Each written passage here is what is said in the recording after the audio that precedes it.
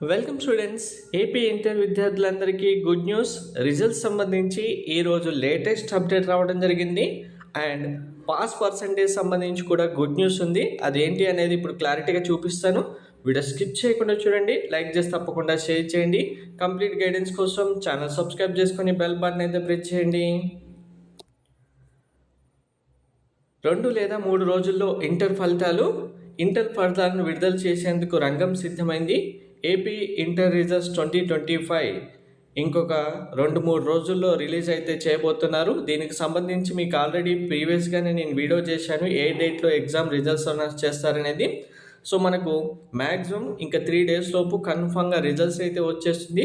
Pass percentage కూడా last year లాగానే బాగా వచ్చిందని చెప్పారు.